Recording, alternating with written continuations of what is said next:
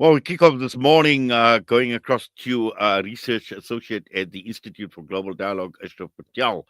And we are talking about China. Now, we all knew with Donald Trump trying to take on China, the risks would be very, very high because China, a major, major player right across the entire world, a leader, in fact, in many aspects, whether we're talking about infrastructure development, we're talking about economic growth, we talk of technology, commerce, development aid. And when Donald Trump started off this tariff war with China, we've seen the response of China responding in a kind and also prepared to make huge sacrifices at the risk of losing U.S. business interests.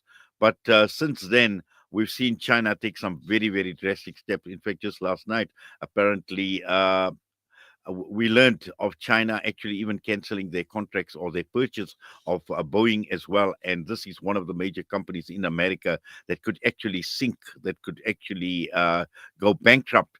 And because China leading in technology again, manufacturing even its own planes, and apparently pilot projects are on the way. So for a very, very long time, we've seen the preparedness of China to take on a country like the United States of America. We've heard about China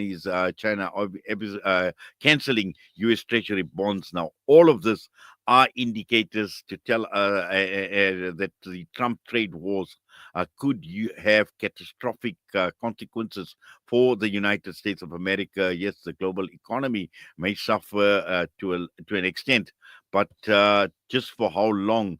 But and also at the same time, looking at China responding in kind, many other countries are now looking at China. We know the president of China was in Malaysia or is in Malaysia as well right now, and looking at his relationship with Europe as well. That seems to be strengthening, and we know the African interest in China. So all of this, Ashraf Patel, Assalamu alaikum wa rahmatullahi wa barakatuh. You and I obviously have been talking about China for a very, very long time. And Yes. putting into context the Trump trade wars and particularly targeting a powerhouse like China. Perhaps we can start off by you just drawing a brief outline to what these Trump Mm. trade wars are all about. Salam and Juma Mubarak to one and all. Shukran. Yes, Inayat, the rise of China has been a huge story in international relations for the last decade.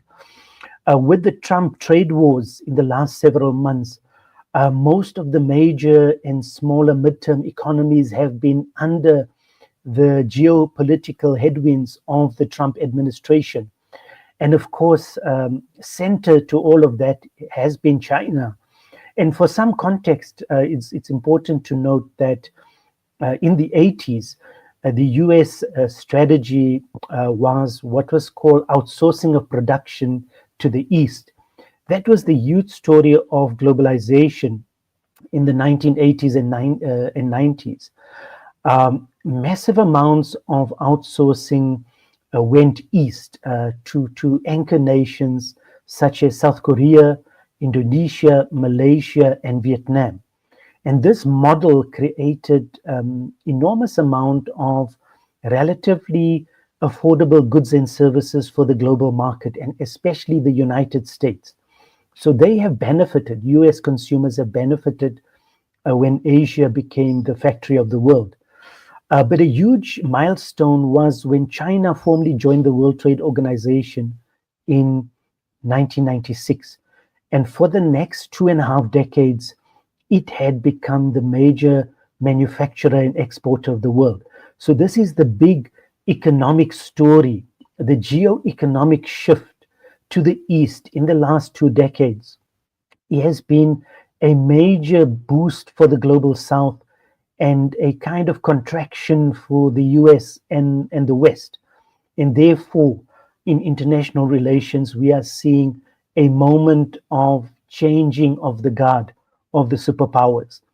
And in this interregnum, you're going to get many contradictions and a very chaotic international system. So it's not uncommon in world systems theory that you will get chaos, you will get disruptions when one superpower is changing and a new one is replacing it. So this is what we're witnessing. And in the last weeks, we've seen with the tariff wars, China is anchoring and hedging its best bets in winning the hearts and minds of Asia, and it's succeeding quite well so far. Yes, Ashraf, you're talking about the factory, and I saw a very interesting clip the other day. The U.S. Press Secretary, Catherine Levitt, and, here she was lambasting China and just going crazy. And I seen the Chinese response in terms of what she was actually wearing, the bag that she had, the Louis Vuitton bag, the red cap that Donald Trump actually wears, all Yes, of this actually made in China. And once again, exposing America for what they are. But let's look at China, because China has been a huge success, and we've seen it for well over 20 years now. And it is now a leader in Asia, and as you mentioned, even in the global south. But let's talk about it. We've seen the Chinese president Xi Jinping gone to Malaysia as well. And again, let's put this Asian trip into context in terms of why Asia specifically, and also, what he hopes to achieve through this association with the Asian countries. yes, definitely. I remember Asia and the ASEAN nations, the 18-member ASEAN nations. These are one of the largest markets in the world. And the geo-economic weight of the world is now centering around Asia for several reasons. The massive middle class growth in the last 2 decades, the manufacturing and industrial outputs, the services, the move towards IT and technology services and development, the tourism growth, as well as at the very center is the investments of China through the Belt and Road Initiative, the digital Silk Roads. These are massive investments, unheard of, unparalleled in the last century. So there is a mission of that the next power civilization is Asian, anchored in China. And therefore, these other nations traditionally, such as Malaysia, Indonesia, Thailand, Vietnam, that have traditionally been US allies in the 80s and during the Cold War, are now shifting towards China. In fact, in the last decade, they've moved from a pro-US position to neutrality, and now they're shifting towards China. So this is a significant move. And President Xi's visit to Malaysia, his first in over a decade, is quite significant for several reasons. One is in the current Gaza genocide context, Malaysia and Indonesia have been very vocal against the US support for the genocide in Palestine. And secondly, China has been a more progressive member of the UN Security Council and has always condemned the Gaza genocide and is providing much better support into that region in trying to bring about peaceful settlements. And that has rattled the US especially. And this has won the hearts and minds of the Asian and global South in a huge way.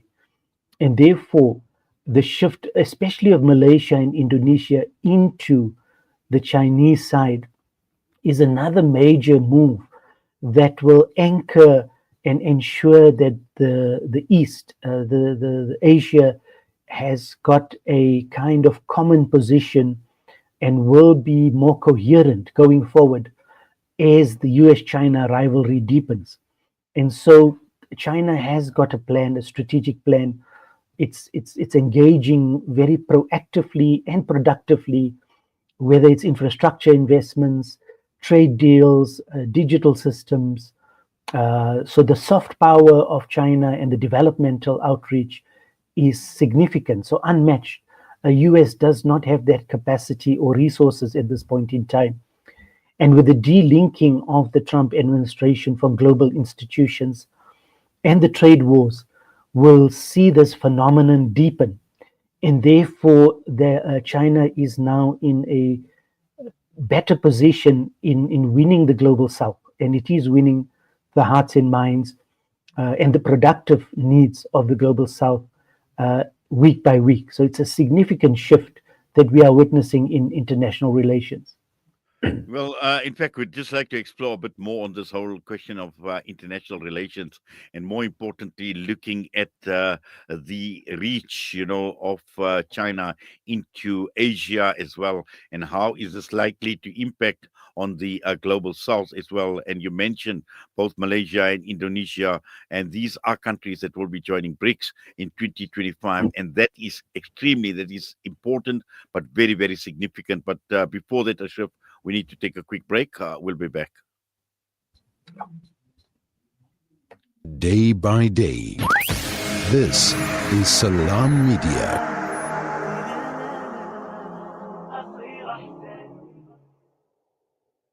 You know, it's a wonder how kids get anything done these days. With all the distractions, when do they even get time to study? As a mother, all I can really do is make sure they have all they need to perform at their best. That's why I choose to include Sunfoil, triple refined pure sunflower oil with every meal I make. Naturally cholesterol-free and approved by the Heart and Stroke Foundation as part of a balanced eating plan. So whether I'm cooking, frying or baking, I know every dish will be a wholesome one.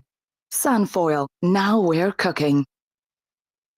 Discover the Africa of your dreams and surround yourself with her spectacular beauty. Relax beneath her serene sunsets and explore wildlife at its natural best. It's where the pride of Africa comes together. The Kwantu Private Game Reserve. Get to know the Big Five or cruise on an elephant safari game drive. Interact with lion and tiger cubs and enjoy world-class halal cuisine while we pamper you during your 5-star stay.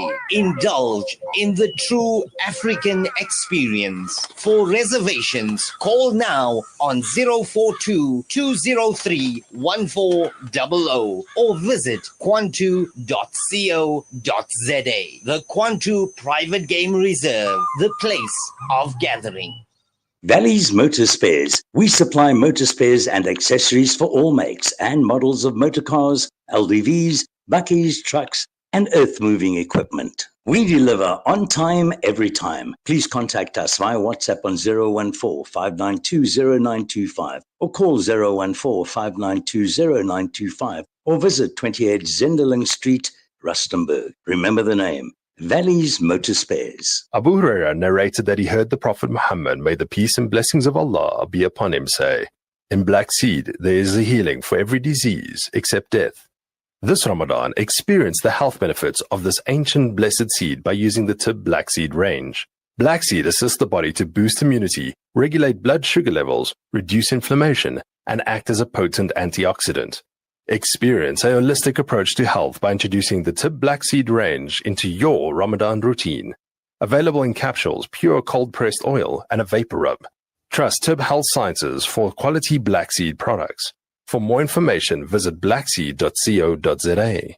Available at leading pharmacies. Breaking stereotypes, moving boundaries, joining hands. Salam Media.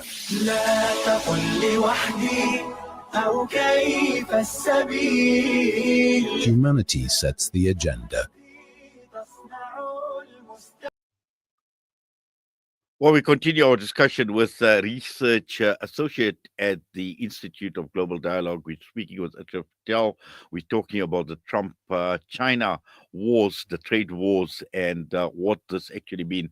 Now, Ashraf, just to continue, and I raised this issue about both Indonesia and Malaysia joining BRICS in 2025, and we're starting to see a powerhouse developing with China and its association and cementing its relationship with the Asian countries. And we know that China is still a major player on the African continent as well.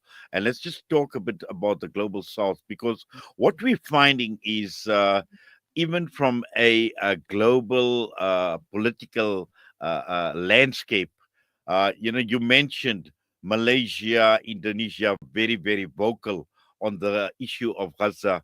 We've seen the global south very vocal. We've seen some prominent BRICS nations like Brazil featuring very, very prominently. We know what Russia's position is as far as Palestine and Gaza is concerned.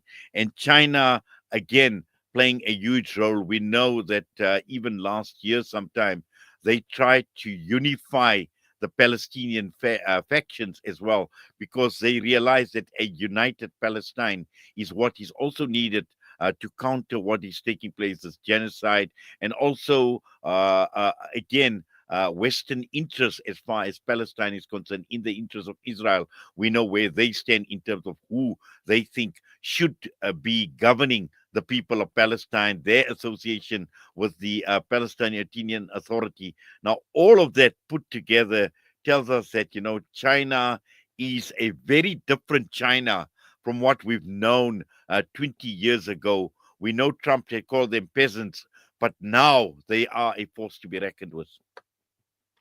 Definitely, definitely, Inaya. This is a superpower shift moment. And in the last 2 weeks, with the Trump tariff wars, what we've seen is shifts in trade and production.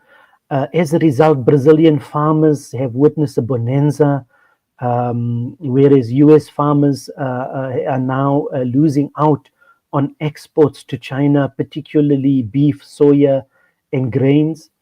And so you could see the BRICS nations, the BRICS plus nations, are deepening cooperation. And in this orbit, Malaysia and Indonesia are key beneficiaries and will benefit from the Asia Investment Infrastructure Bank resources, as well as now the BRICS Development Bank.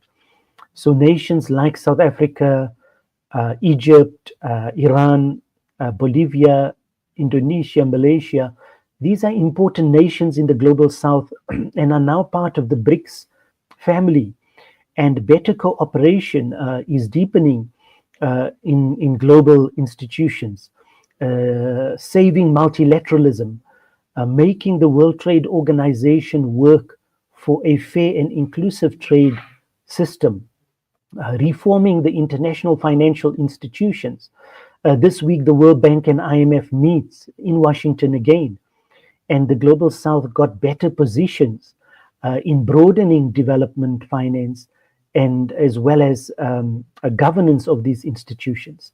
And then, of course, climate change and climate finance. Where is climate finance going to come from? And again, it's going to come from Global South and China in particular, purely because they have the surpluses that they've accumulated over the decades.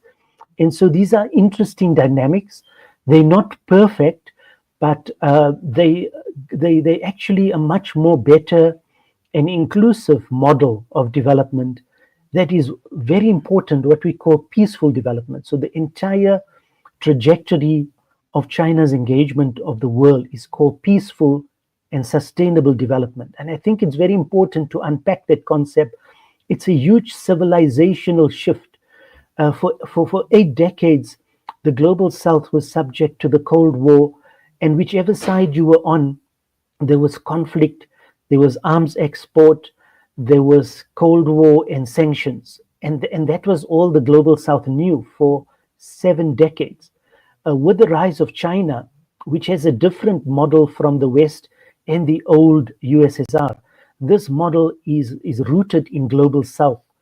It's rooted in a much more peaceful and sustainable development, because the Chinese model believes there is space for everyone in the world to live a decent life. And that is their philosophy and global outreach. I think it's very, very important to reflect on that.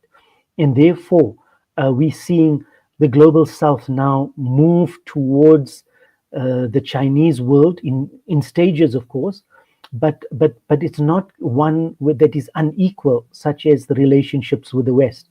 This is about better and more equal partnerships. There are some challenges, of course, but these can be through dialogues can be addressed. And I think we are now moving into that moment.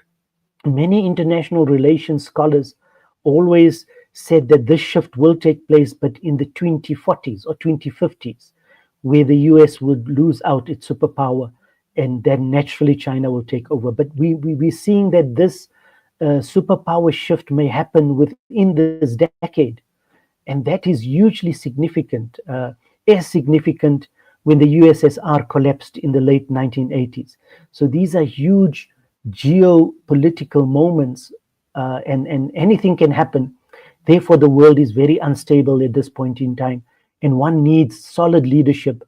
And I think within BRICS and under President Xi in China, you do have a leader that's rooted in common sense, in commitment to global institutions, in saving the UN system, and promoting development and well-being for the world. I think that is the big positive story, as this mess that we're seeing with Trump 2.0 showing up, that the US was never the power it claimed to be.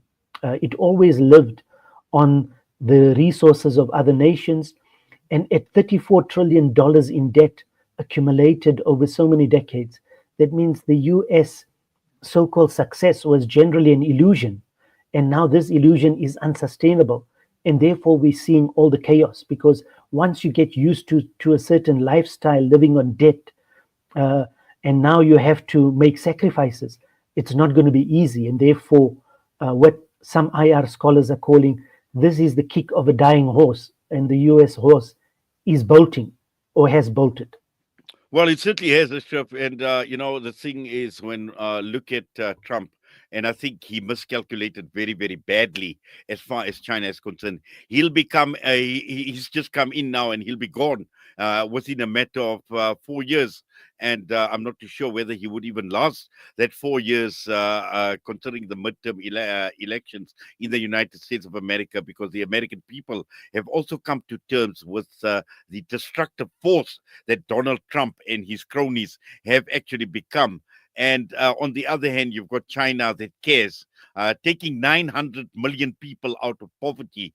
I mean, that obviously is a major, major feat on the part of China as well. But also, this has resulted in a newfound respect of China.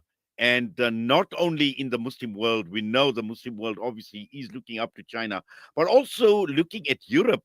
And the signs are there that Western Europe is also, starting to respect and look up to China, and for what China is and what China has actually achieved. So there again, apart from the global South, apart from Asia, we're going to see even possibly Western Europe move and lean more towards China and a rebuilding strong relationships with China.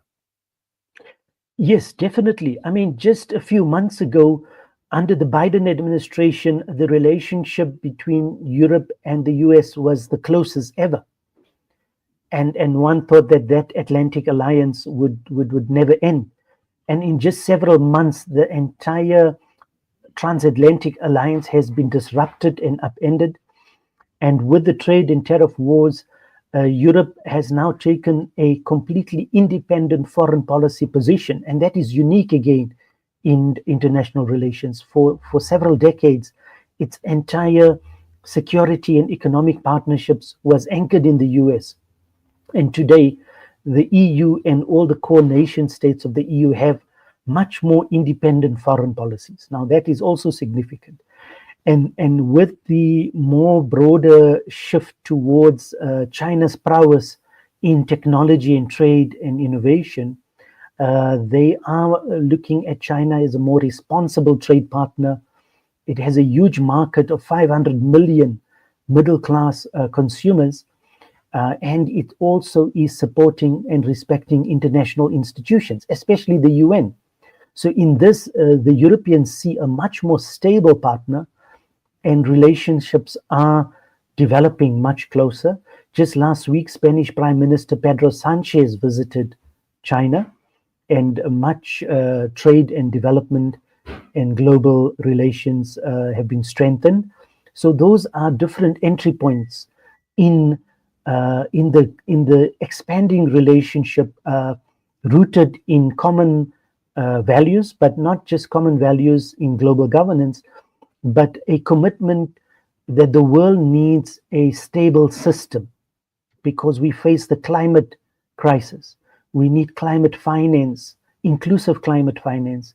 We need to deal with migration issues. We need to deal with international financial volatilities, and that needs cooperation at the United Nations. And I think this, both the East and even now Europe and Africa and Latin America are all committed. All these nations are committed to a broader, more fair and inclusive global system, except the current US administration. So it's going to be interesting dynamics going forward. And we see the growing cooperation with the BRICS nations and the Global South, the G77, the Africa Union are all getting into this orbit of development cooperation and civilization. I think this is a new system that we now transforming into. Well, Ashraf, I think what you are saying is absolutely critical and is crucial, very, very important. And, this last kick of a dying horse, and we knew this was coming. And the Chinese, obviously have played their cards very, very well. And right at the beginning, I spoke about China canceling orders for Boeing aircraft as well. And, this, again, the Chinese know exactly what they're doing and why they are doing this. Apart from just the global institutions that America obviously has total disregard, total disrespect for. And looking at China, China has realized what the American economy is all about. And more importantly, who are the major players in the American economy. And with Trump starting this trade war, I think he fell short as far as China is concerned in how the Chinese would respond. Now, a massive corporation like Boeing alone, that if that kind of company obviously goes down, if they go bankrupt, for example, again, China knows that they will take on these corporations one by one, dismantle them, and all of that may even fast track the decline of the American empire and also as a major global player. Yes, it's happening in real time. In fact, not only is the Boeing story significant, but in the last decade, the Chinese aircraft company, CAC, they have developed their own version of the Boeing 737, and they've already sold about 150 of those in the region. So they've got in shipbuilding, they're the world's leading nation in shipbuilding, having 62% of the global market. And that statistic particularly rattled the Trump administration in the election run-up. Because when you look at shipbuilding, investments in rail, road, infrastructure, technology, 5G, at every infrastructure category, China dominates. And they have world-class corporations that match the Western corporations. So that is the biggest kind of threat that have rattled the Trump administration. And therefore, this response is very visceral. And the only way that the US can address this is to do critical self-reflection that its kind of free market cowboy capitalist system has for decades caused more inequality, has caused more concentration of wealth, has kind of eroded the middle class, which has traditionally been the social layer for stability. All of the core anchors of social democracy are being dismantled, and that is because of the cowboy capitalist model embodied by the likes of Musk, of Bezos, of Zuckerberg. These titans have taken over the political and the democratic policy-making system in the US today. And therefore, the model that the US has exported for decades is no more attractive to the Global South. The Global South no more says, we want the democratic model. the multi-party democracy model has caused more chaos and conflicts in the global south than anything else. And therefore, the alternative Chinese development model rooted in decency, in trade, in respect for global institutions, in addressing climate change, all of these are the new, very attractive for the global south. And therefore, this shift is now basically, it's irreversible. There is a shift towards a new superpower, but a more responsible superpower. And that can only be good news for the world. Yes, Ashraf, I know time is of the essence. Just very quickly, I just want to move away from China, and I just want to talk a bit about the Malaysian airline, the MH370 case, which has now been reopened. So just a quick comment or just unpacking, what this actually means. Definitely, I think the visit to Malaysia is also interesting in a sense that the case of the missing Malaysian airline 370, that's exactly 10 years ago, that mystery has not been solved. We all know it was a Malaysian airline. Lots of Chinese, Malaysian, and other citizens died or disappeared in that crash. And up till today, there's still no proof. Nobody knows what happened to that flight. The black box has not been found, and therefore the case is open. But a lot of the discussions around that is that flight was a victim of the geopolitics of the day, and the Western nations, i.e., the US, had a hand in that. And a lot of the kind of evidence and narratives are pointing in that direction. But once the case is resolved, it will again show that there was a geopolitical dimension in that, and both nations are committed to finding the truth. And therefore, all these levels of cooperation between China, Malaysia, Indonesia, India, Australia, although they compete at different levels, there seems to be more cooperation these days than competition. And that is good for that part of the world.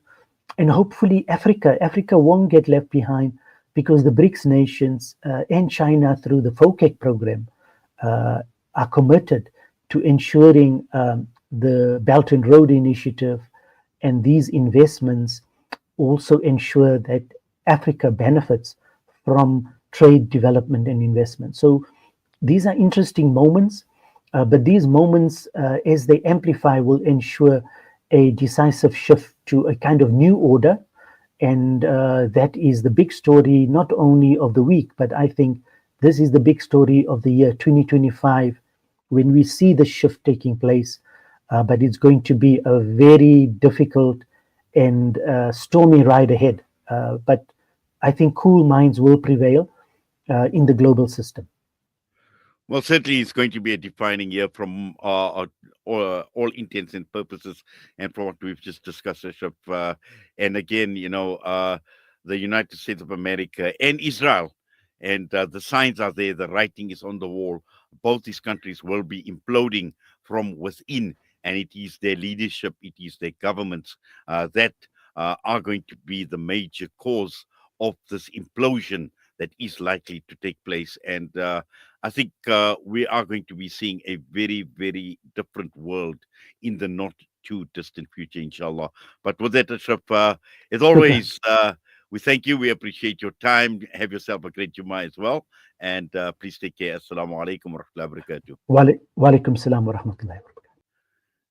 Ashraf Patel joining us this morning, and I must say it's a very fascinating, in fact, it's a fascinating discussion that we had with Ashraf Patel regarding Donald Trump. And I think initially it caught many by surprise, but what we are seeing is the Chinese is a force to be reckoned with. You can't play with them, and they are very, very significant, being a major power, in fact, a superpower, and they could soon even replace the United States of America as the superpower of the world. With that, we're going to go for a break. We come back. It's Jummah Inspirations with Mufti Muhammad Hamza Faruqi.